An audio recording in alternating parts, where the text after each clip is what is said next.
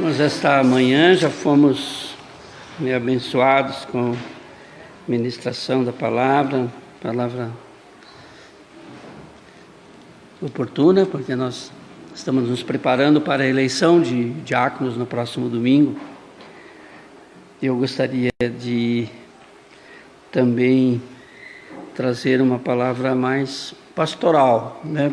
O presbítero Valfrido, ele ministrou a respeito desse assunto num aspecto mais institucional, né? Porque mesa diaconal é uma instituição da igreja regida por um estatuto, né? Então ele nos ajudou a entender isso, né? Como estar lá, mas ao mesmo tempo esse é um ministério, ou melhor dizendo, um serviço, né, que nós somos chamados a prestar em nome do Senhor Jesus.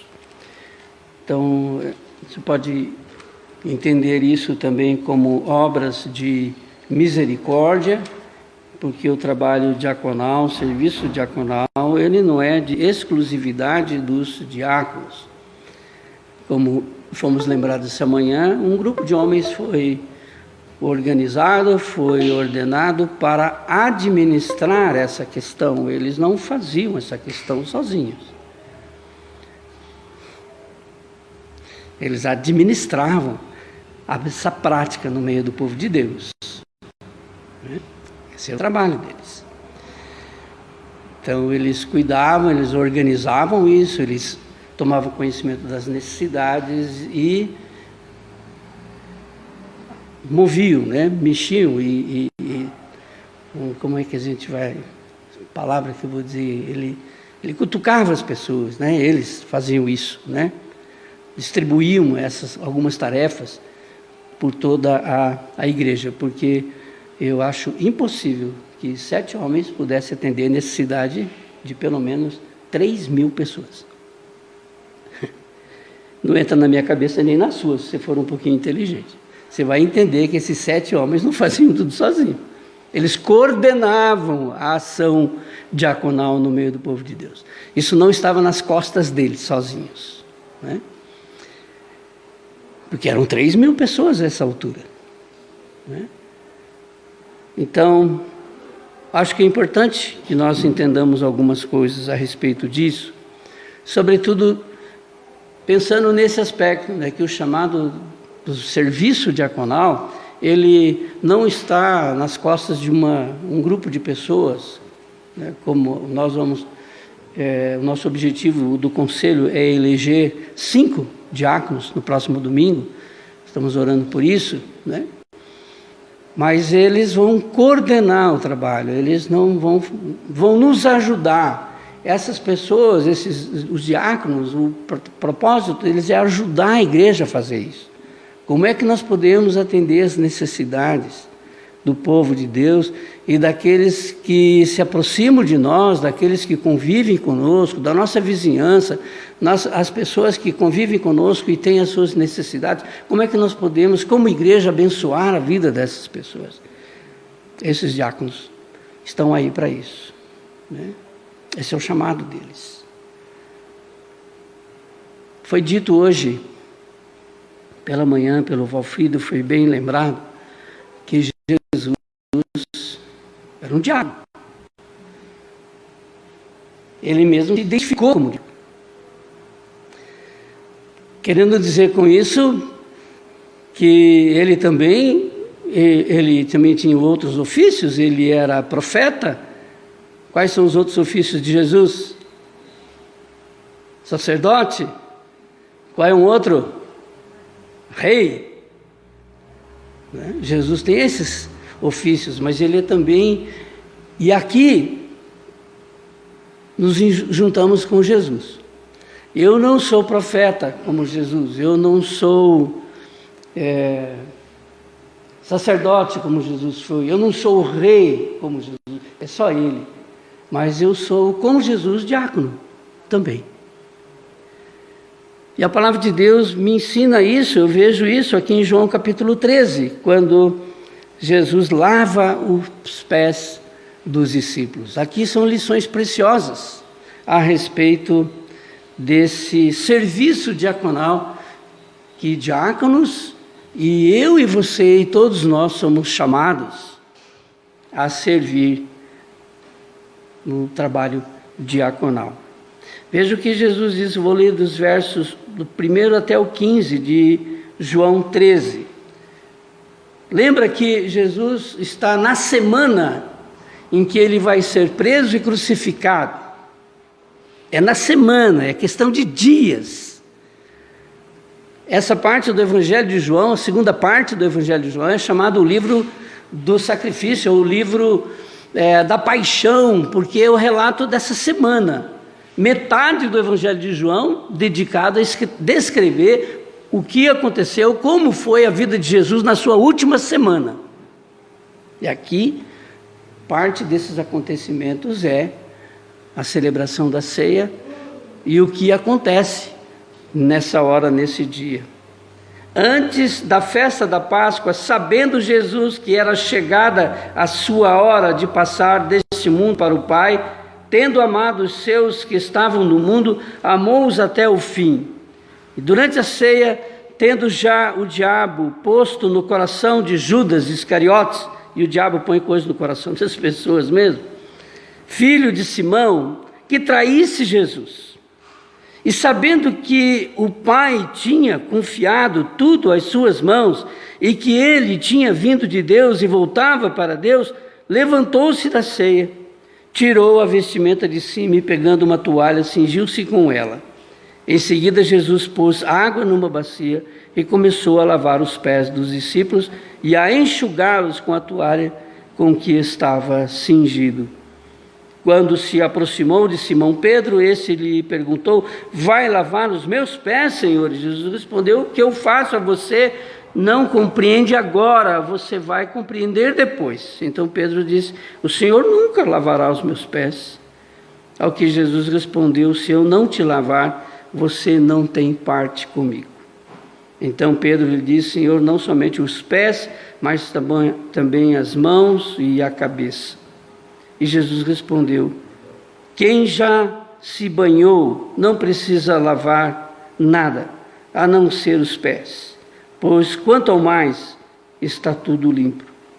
E vocês estão limpos, mas não todos. Pois ele sabia quem era o traidor. Não somente quem era o traidor, ele sabia quem ia abandoná-lo, né? Quem ia negar a ele. Sabendo isso, depois de lhes ter lavado os pés, Jesus pôs de novo a sua vestimenta e, voltando à mesa, perguntou-lhes: vocês compreendem o que eu fiz? Vocês me chamam mestre e senhor, e fazem bem, porque eu sou. Ora, se eu, sendo senhor e mestre, lavei os pés de vocês, também vocês devem lavar os pés uns dos outros, porque eu lhes dei o exemplo, para que, como eu fiz, vocês façam também.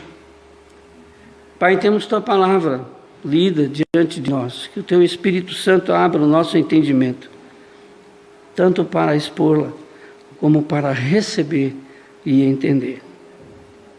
Amém. Os verdadeiros cristãos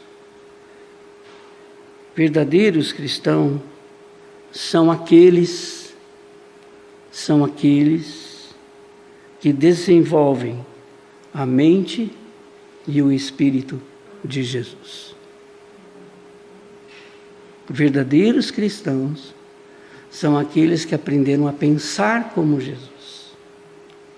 São aqueles que aprenderam a ter o mesmo sentimento que Jesus teve, a mesma atitude de Jesus.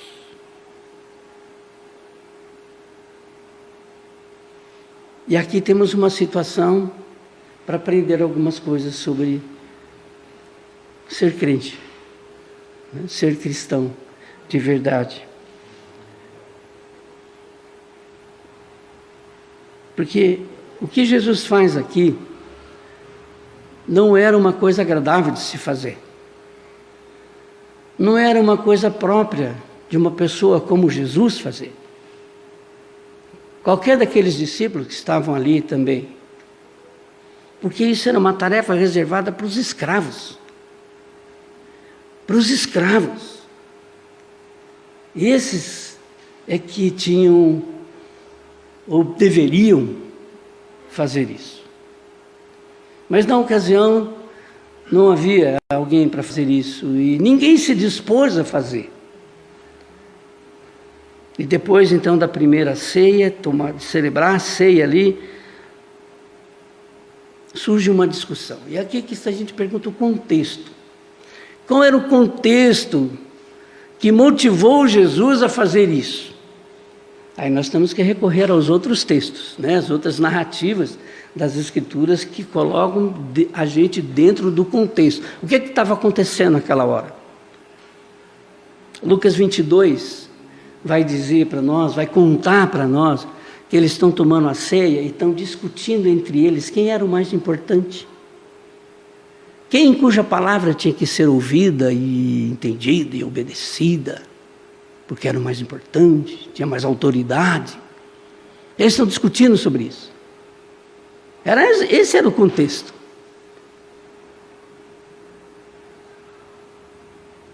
Quem seria o maior entre eles? E no verso 22 de Lucas, verso 27 de Lucas 22, Jesus diz: quem é o maior? Quem é o maior? Aquele que está à mesa ou aquele que serve? Quem é o maior? Você está num restaurante. Quem é o maior? Você que está sentado ali olhando o menu, escolhendo o menu do seu agrado? Ou aquele garçom que vai pegar o seu menu, vai lá atender e trazer para você, de volta ali, diz: mais alguma coisa, Senhor? Vai um refrigerante, Senhor? Quem é o mais importante? Jesus está nesse cenário aqui. Você está no restaurante, quem é o mais importante ali? É a relação que Jesus estabelece. Quem está na mesa, ou aquele que serve, ou é o garçom, quem é o mais importante? E Jesus diz: eu estou entre vocês como garçom. Eu estou entre vocês como que serve. E eu vou dar um exemplo para vocês. E ele lava os pés aos discípulos.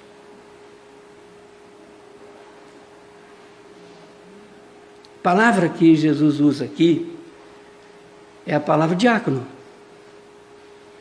Quando ele diz: eu estou entre vocês como alguém que serve, essa palavra aqui, serve, é a palavra grega diácono, diacono, diaconé, uma coisa assim. Eu não manjo grego, mas eu sei que a palavra lá em grego significa diácono. Eu estou entre vocês como servo, aquele que humildemente atende às necessidades das pessoas, as necessidades mais básicas das pessoas. Eu fico impressionado que Jesus tenha escolhido essa palavra, que Jesus tenha escolhido esse modelo para descrever o seu ministério. E outras vezes ele vai repetir isso, não é? Não é verdade? Várias vezes ele vai dizer isso. Que ele está entre... Eu não vim para ser servido, mas para servir.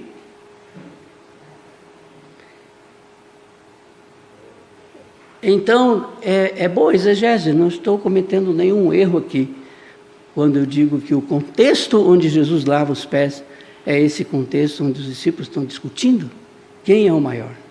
Aí Jesus toma uma toalha e chega perto e discute quem é mais importante. Quem está à mesa ou o garçom que vem servir? Quem é mais importante?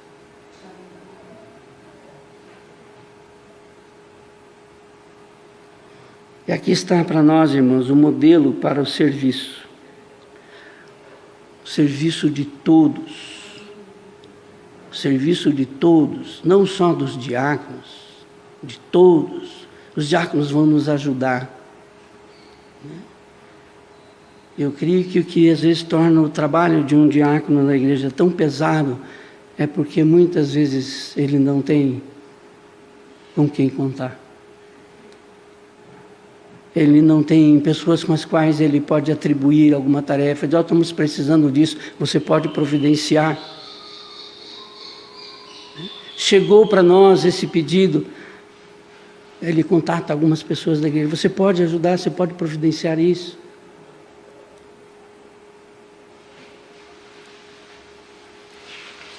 O diácono, então, é aquele que tem uma tarefa. Sim, é descrita a tarefa aqui.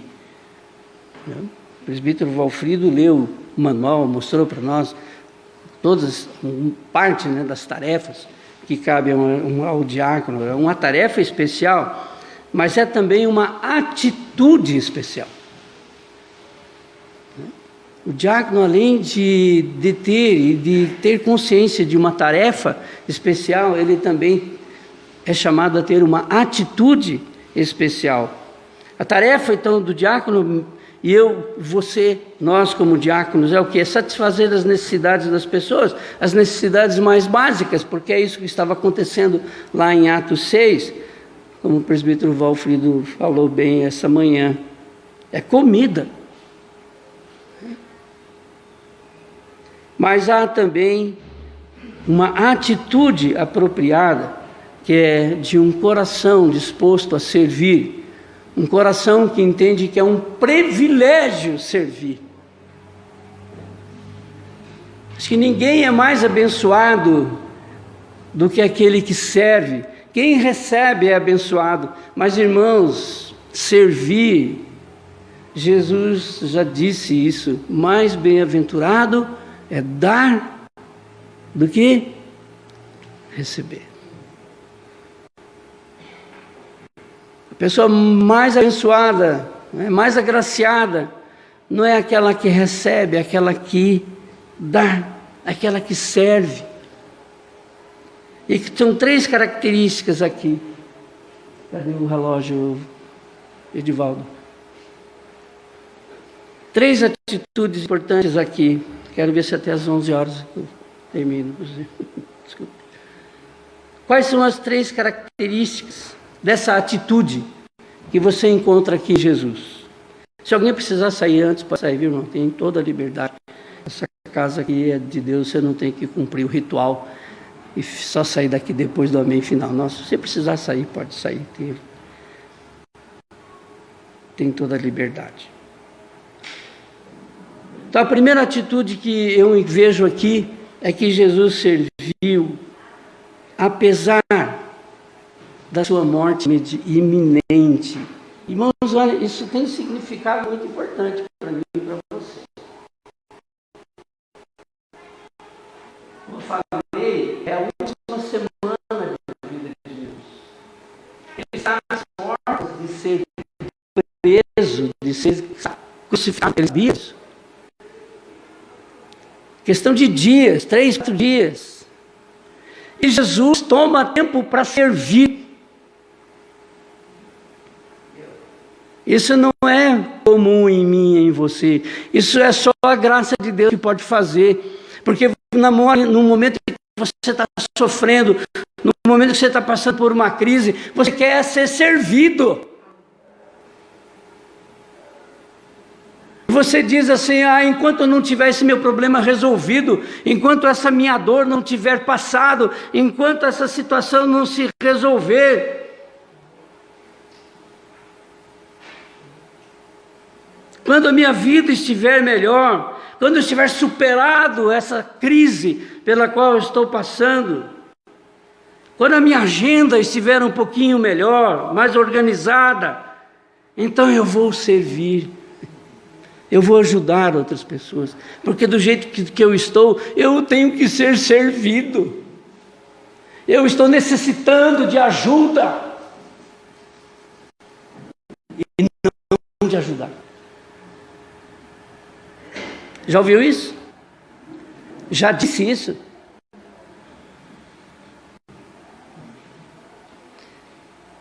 Mas um verdadeiro servo como Jesus, irmãos, ele não diz isso.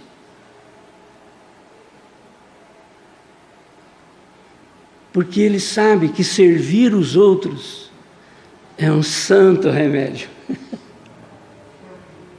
É um santo remédio.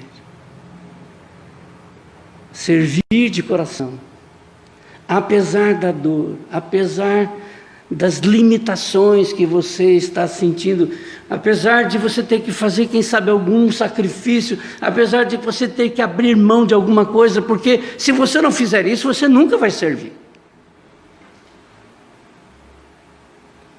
Por que eu digo que servir nos ajuda a superar as nossas dores? A palavra de Deus diz isso.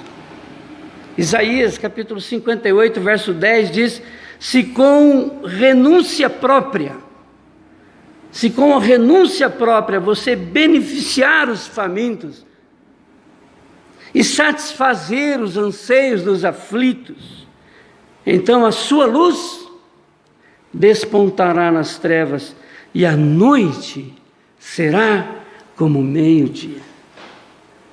As trevas da sua alma, as dores da sua alma, a depressão da sua alma, a tristeza da sua alma, se você se dispor a servir, se você fizer sacrifício, quem sabe até renúncia for necessária, faça.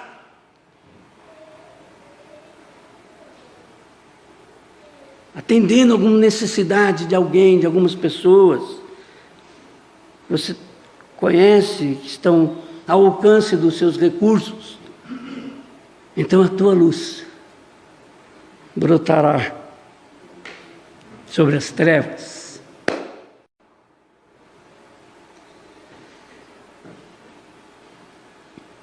Irmãos, isso é próprio nosso, do ser humano. Na hora das dores, a gente não quer servir, a gente não quer nem adorar a Deus, a gente não quer nem vir na igreja, a gente não quer nada, a gente se tranca lá e não quer fazer nada mais. Aí você vai caindo. Aí essa vaca vai por brejo mesmo.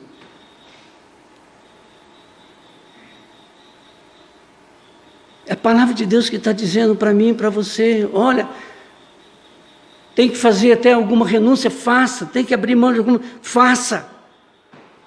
Porque isso é um santo remédio. Servir é melhor que receber. Ah, se alguém viesse aqui me visitar nessa minha dor.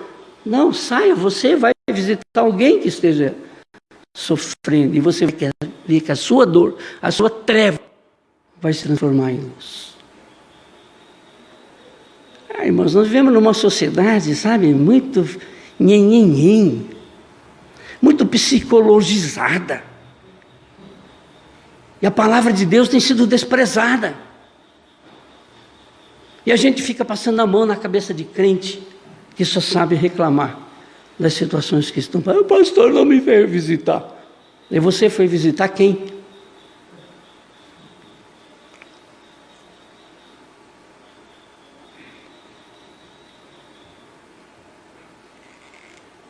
O diácono não tomou consciência, não tomou conhecimento da minha situação. Para que essa igreja tem diácono?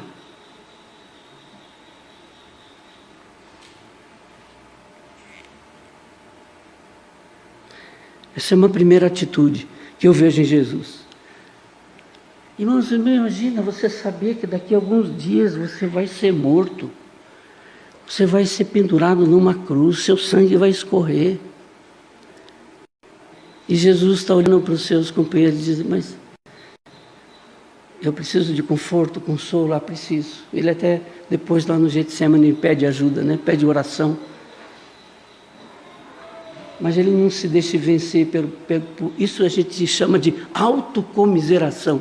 Jesus não ama as pessoas, Jesus não vive em autocomiseração, pelo contrário. Ele vê a necessidade dos seus discípulos e vai servi-los.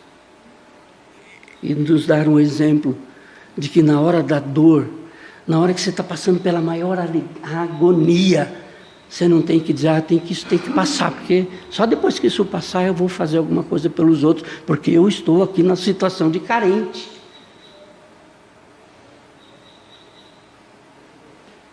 Tá. Mas tem uma outra atitude aqui, que eu aprendo com Jesus. Ele serve os discípulos que não merecem ser servidos. Aqueles homens merecem, num momento tão inspirador, Jesus está celebrando a ceia, a Páscoa com eles, e eles estão discutindo quem que é o maior, quem que é o mais influente. Aí eu quero essa posição, porque é uma posição de influência, eu preciso ser conhecido, eu vou ser mais importante. Outro diz, não, eu não, você não, vai ser eu vou ser. Vocês me apoiam, né? Para que eu chegue lá. Jesus olha para tudo.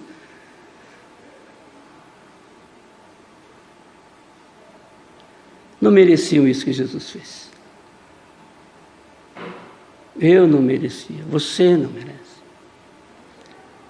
Você imagina se Jesus estivesse pensando de fazer e dar a sua vida só por aqueles que mereciam? Eu não estaria aqui, você não estaria aqui. Não é uma questão de merecer. É uma questão de que existe a necessidade, vamos suprir. Temos os recursos, temos os meios, vamos suprir. Ah, mas não merece, é um vagabundo, é não sei o quê. Mas você mereceu.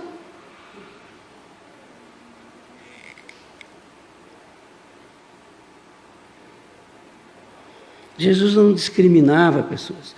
Jesus não elegia pessoas. Aquele eu não vou servir, não. Ele não gosta muito de mim. Nem me cumprimenta na igreja, eu vou servir ele. Eu não.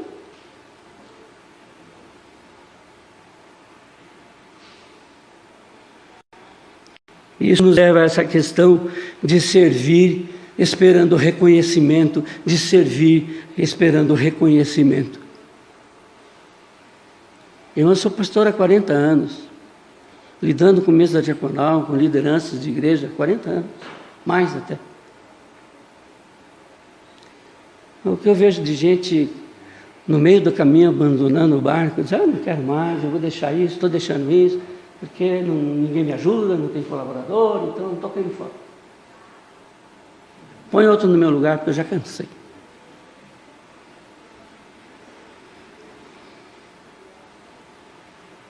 Esperando reconhecimento, esperando uma placa, esperando uma homenagem. Aí não veio.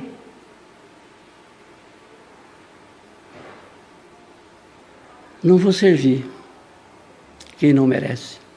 Se a gente não me ajuda, se a gente não me apoia, por que eu vou servir? Ele não é como eu quero que ele seja? Vou servir? Não.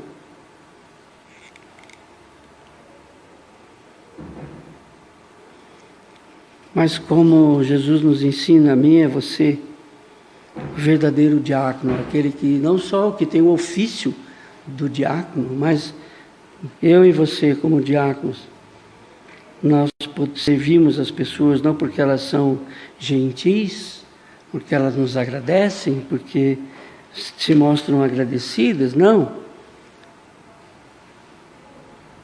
Porque, irmãos, vocês não devem nada para mim. E os irmãos também não devem nada para você. Nós não somos credores de nada. Eu mereço. Não, você não merece. Pelo contrário, além de credores, a Bíblia diz que nós somos devedores. Somos credores, somos devedores. Não recebeu o reconhecimento. Não recebeu. Você quer o quê? Você é credor do quê? Você não é credor de nada. Você é devedor. E por mais que você faça, por mais que você sirva, no fim você tem que dizer o quê? Sou servo inútil. Só fiz o que tinha que fazer mesmo. Não passo de um inútil.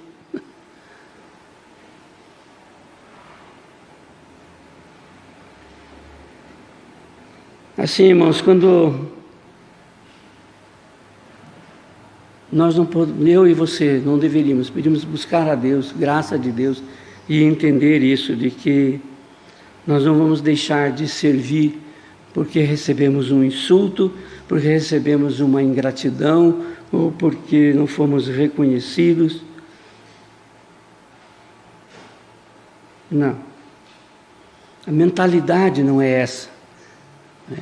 A mentalidade é outra.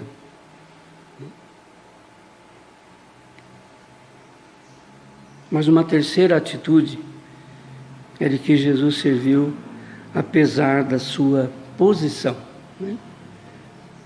Ele não era um garçom, mas ele se fez um. Ele não era um servo, mas ele se fez um.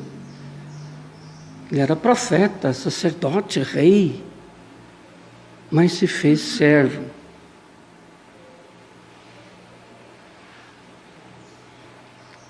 E é muito difícil a gente servir se a gente não tiver essa consciência. Diz, não, a minha posição é de ser servido, não de servir. Jesus não tinha esse orgulho. E com muita frequência, muitos cristãos que se comprometem com algum trabalho na igreja, e qualquer serviço entraria nessa qualidade, né, mais ampla de diaconia, de servir os irmãos. Muitas vezes se tornam cheios de justiça própria, orgulho e até desprezo por aqueles que não têm a mesma dedicação que ele.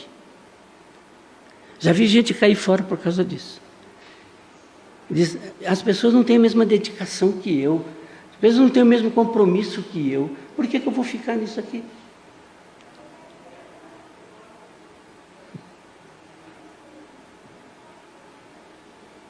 E com isso se tornam iguais a esses que não têm compromisso, porque quando você tem essa atitude, você está se tornando uma pessoa extremamente orgulhosa.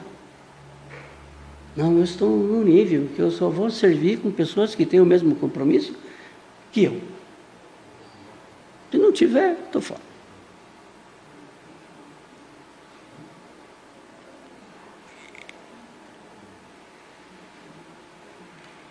Se nós tivermos esse tipo de orgulho, irmãos, se nós não tivermos esse espírito de servo,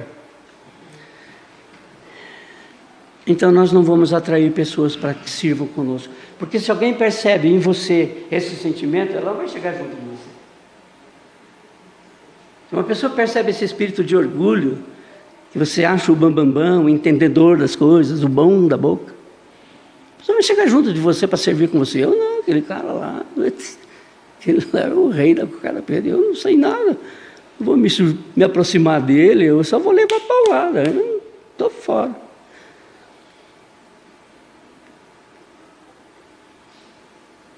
Então, qualquer área de atividade que a gente possa desenvolver no meio do povo de Deus, na igreja, seja diácono, seja presbítero, seja um líder, né, de algum ministério, de algum trabalho, de algum grupo, nós devemos ter essas atitudes aqui, buscar de Deus graça para ter essas atitudes, porque são elas que vão atrair pessoas para estarem conosco, para nos ouvirem, para andar com a gente. Outras vão se sentir incomodadas, não vão querer isso, né? Aconteceu com Jesus, vai acontecer com você. Né? Muitas pessoas não queriam andar com Jesus, por mais que Jesus tivesse toda essa atitude aqui. Né? Mas exatamente porque essa atitude incomodava eles, porque eles não viam neles essa atitude. Aí fica difícil. Né? Se negar-se a si mesmo é complicado. Mas se você tem pessoas que realmente amam Jesus e querem servir e olham, né, para você e veem em você esse sentimento, elas não vão andar junto. Vão andar junto. Porque é esse tipo de sentimento que atrai as pessoas para andar junto. O orgulho só afasta as pessoas. Você se apresentar às pessoas e ficar cobrando, né? Isso, compromisso, isso aqui, porque eu tenho compromisso. Isso só afasta. Irmãos, e nós temos que pensar, finalizando rapidamente algumas questões aqui práticas, né? Vanduí diz que a parte mais importante do sermão, ele falou ontem, aprendi, e nunca quero esquecer isso, é a aplicação. Cadê o Vanduí? Está aí? Como é que nós podemos aplicar isso à nossa igreja? Primeira coisa que eu acho que nós podemos fazer é que se você tem uma área, né, no seu coração que você sente a direção de Deus, sente o impulso do Espírito Santo para servir naquela área, não espere que você seja eleito para fazer isso, não espere que você esteja num cargo para fazer isso, comece a fazer isso. Comece a fazer. Outras pessoas vão se juntar com você também. Organize, né? Aí você vai ter, se você começa, aí vem esses irmãos, né, que podem te ajudar, são os chamados e que foram escolhidos pela comunidade como diáconos, vão se juntar e dizer, olha, preciso de ajuda aí, nós queremos ajudar vocês a fazerem isso aí. Nós podemos dar assessoria para vocês. E não vão se encher de melindres, porque está fazendo alguma coisa que é da mesa diaconal fazer. Servir, irmão, seja em qualquer área da igreja, é tarefa que está nas mãos de todos nós. E esses irmãos estão ali para nos dar assessoria, para nos ajudar, para caminhar junto conosco. São os oficiais eleitos para isso, né? Tanto diáconos quanto presbíteros. Se você sente um desafio na área social, comece a fazer, né? Lembro um dia conversando, né, com o Ricardo, no tempo que ele estava fazendo o seminário, né, ele fez um projeto de trabalhar a questão junto aos crentes, meio ambiente. Ricardo, toca para frente isso. O mundo hoje está olhando para os crentes se eles têm interesse pelo meio ambiente ou não. Peça a graça de Deus, faça alguma coisa. Pessoas vão se chegar perto, vão se juntar para você. Começar um projeto, alguma coisa nessa área. Se você tem um chamado, né, para atender pessoas que estão desabrigadas, graças a Deus, nosso município não tem sido objeto, né, de muitas tragédias, assim, de enchentes, essas coisas. Às vezes acontece alguma coisa assim. Mas se você tem um chamado para trabalhar em área de emergência, comece a fazer alguma coisa, busca treinamento, né? Se junte com alguém que está fazendo isso, provendo hospitalidade para as pessoas que estão sem moradia, sem casa. Se chegamos um telefonema, é incrível, né, como as coisas acontecem. Está rodando aí em alguns meios na cidade que nossa igreja está acolhendo venezuelanos. Aí num restaurante, lá no caminho do vinho, chegou uma pessoa nessa condição, uma senhora, com 2 filhos, 2 autistas, a mãe também já idosa, chegou lá procurando trabalho, e essa proprietária desse restaurante se lembrou da gente, né? Deu o telefone de alguns de nós aqui, disse, olha, chegou essa situação aqui, vocês poderiam ajudar de alguma forma?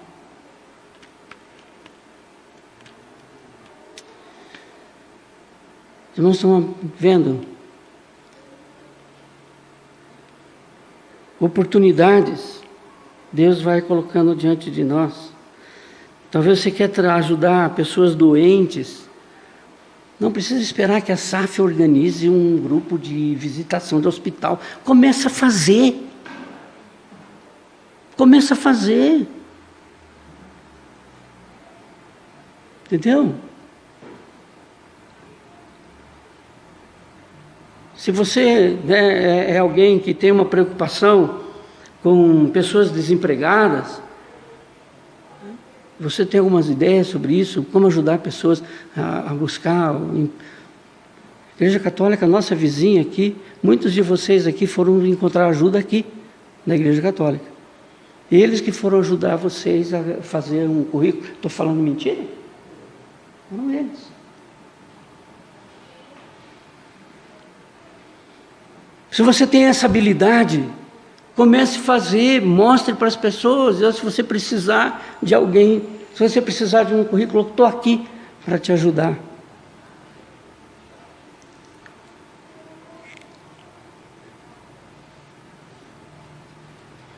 E claro, irmãos, que tudo isso demanda recursos financeiros.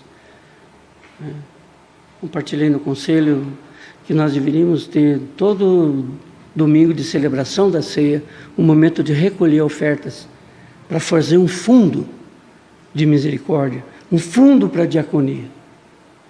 Eu sei que você já dá seu dízimo, mas nós precisamos de recursos, porque quando você começa a se envolver com diaconia, as necessidades começam a aparecer, e se Deus vê que você está com o coração disposto para fazer, aí Ele começa a mandar mesmo, para ver se você está disposto mesmo.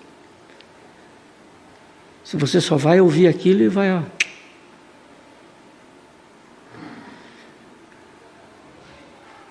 vamos fazer isso, vamos tocar para frente, né? O Valfrido, agora nós somos, a partir desse ano, vamos poder ter a própria conta bancária no nome da igreja, que até agora não foi possível devido a uma série de problemas burocráticos, de documentação, de banco, coisas assim. Mas agora está tudo redondinho, né, Valfrido? Nós vamos ter a conta no nome da igreja, vai ter uma conta lá, né? Uma carteira lá que vai ser colocado essas ofertas que serão fundo para a gente fazer trabalho diaconal, atender necessidades de pessoas. Mas você não precisa esperar o primeiro domingo do mês da ceia para fazer isso. Você pode fazer isso durante a semana, qualquer hora. Pode ir lá, faz um depósito, passa o Pix para o presbítero Valfrido, dizendo: esse valor aí que eu acabei de passar é para o fundo da mesa diaconal. É para o fundo de diaconia, para atender irmãos que tenham necessidades básicas, né? Que às vezes é alimento, é remédio, é coisas assim. Vamos fazer isso, irmãos.